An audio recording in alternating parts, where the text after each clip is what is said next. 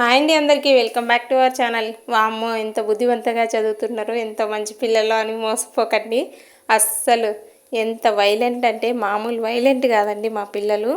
ఇక ఒక్కొక్కసారి ఏదో పెద్ద యాక్టింగ్ చేస్తారు చదివినట్టు, ఏదో బుద్ధిమంతుగా ఉన్నట్టు. కానీ ఒక్కొక్కసారి అయితే వీళ్ళ విశ్వరూపం చూపిస్తారు అనమాట. మళ్ళీ ఇంకెక్కడ చూపించరు, వాళ్ళ డాడీ ముందు కూడా చూపించరు, ఓన్లీ నా ముందే చూపిస్తారు వీళ్ళ విశ్వరూపం, వీళ్ళ కోపం, వీళ్ళ గొడవలు అన్నీ కూడా. ఇప్పుడు టైం ఎంతో తెలుసా అండి, 10:30 అయిపోయింది. 10:30 అయితే ఇంకేడన్నా పడుకుంటారు. కానీ పొద్దున స్కూల్ ఉన్న పిల్లలు ఇట్లా మాకు వడ కావాలి, మాకు అది కావాలి, ఇది కావాలి అని అయితే గోలగోల చేస్తున్నారు. సరే అని చెప్పేసి 9 అప్పుడు చెప్పారు అది కావాలి అని. నేను మొన్న వర్షం పడుతుందని టిఫిన్ కింద ఇది ఏమంటారు శనగపప్పు గారి చేశాను. ఇప్పుడు అది కావాలన్నారు. సరే అని చేసిన తర్వాత అస్సలు తినలేదు. ఇంకా నేను మా వారైతే తినేసినాము. ఇక చూడండి, ఇది మా పిల్లలు చేసే గోల అల్లరి. కాకపోతే పడుకోమంటే అసలు పడుకోవట్లేదు. పొద్దున్న లేమంటే ఇంకా లేయరు. ఎంత ఊపి లేపుతుంటే అప్పటికి అట్లా ఇట్లా కదులుతా లేస్తారు. నైట్ అయితే ఎంతసేపు మేల్కోమన్నా అసలు డౌట్ లేదు, ఎంతసేపు అయినా మేల్కోగలరు. కానీ మార్నింగ్ అయితే లేయరు. అలా అని చెప్పేసి ఎప్పుడైనా హాలిడే రోజు 1, 2 ఇస్తారా అండి? ఇంత మెనూ ఇస్తారు. నిన్న నేనేమన్నా ఇడ్లీ ఒక్కటే చేశాను, కానీ వీళ్ళైతే అస్సలు వినలేదు. సరే అని చెప్పేసి ఏం కావాలి అని అడిగితే ఇంత లిస్ట్ ఇచ్చిండ్రు. పిల్లలు అనే వాళ్ళు ఏదన్నా ఒకటి పెడితే తినాలి కాదు. వీళ్ళు ఇట్లా తయారవడానికి మెయిన్ కారణం నేనే. ఎందుకంటే చిన్నప్పుడు ఒకటి తినకపోతే ఇంకొక ఐటెం చేసేదాన్ని, అది తినకపోతే ఇంకొకటి చేసేదాన్ని. అట్లా వీళ్ళకి అదొక ఏమంటారు అలవాటు అయిపోయింది. మాకు 2, 3 లేదంటే వద్దు మేము తినము అనేసి అట్లే అనమాట. ఇది మా పిల్లల కోసం నేను చేస్తున్నా అనమాట. ఇది ఇంత కష్టపడుతున్నా కదా అని చెప్పేసి ఇదేదో ఇన్ని ఐటమ్స్ బయట చేసి పెడితే ఎలాగో లాభం వస్తుంది కదా అనేది టిఫిన్స్ అది స్టార్ట్ చేశాను. అది మంచిగానే రన్ అవుతుంది. 2-3 డేస్ నుంచి పోలే కదా, మళ్ళీ 4వ రోజు నాకే వెళ్ళబుద్ధి వేయట్లేదు. అందుకనేసి బద్ధకంగా ఇంట్లో ఉన్నా అనమాట. ఇది మొన్న వీడియో.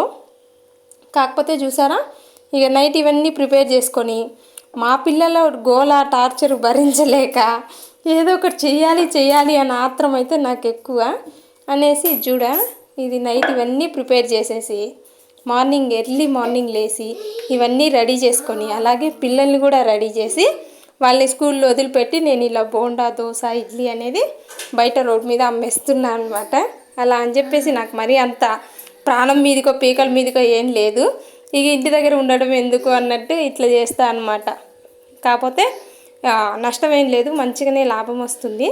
వీళ్ళ డాడీ ఏం చేశారంటే సైకిల్ ఆర్డర్ చేసిండ్రు. వీళ్ళ రచ్చ చూడండి, వీళ్ళ యాక్షన్, వీళ్ళ రచ్చ.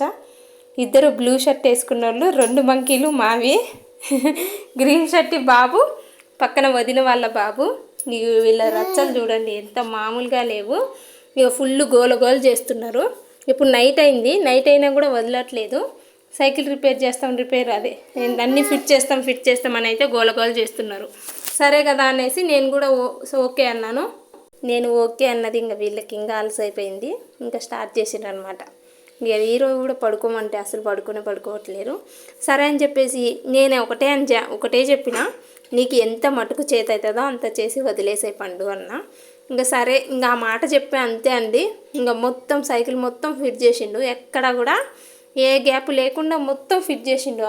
మాన్యువల్ బుక్ వస్తుంది కదా, ఆ బుక్ని చూస్తా.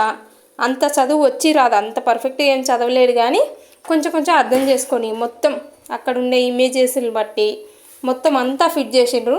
మరి వీళ్ళని ఏమనాలో నాకే అర్థం కాదు, పిల్లల పిడుగులా. అయితే మేము ఉన్నాం, కానీ చిన్నప్పుడు మరి ఇంత అల్లరి లేకుండేలే. మా పిల్లలు చేసే అల్లరి ఎట్టుంటుందంటే, ఒకసారి సూపర్ మార్కెట్కి వెళ్ళాను. ఒక్కొక్క చాక్లెట్ 150, 180 ఉండే చాక్లెట్లు ఒక్కొక్కటి 250 కూడా ఉండే. ఆ పెద్దది 5 స్టార్ ఏదో డైరీ మిల్క్ ఏవో చాక్లెట్లు, అవి మొత్తం ఇలా క్రష్ చేసినారు అనమాట, ఇలా తుంచేసినారు.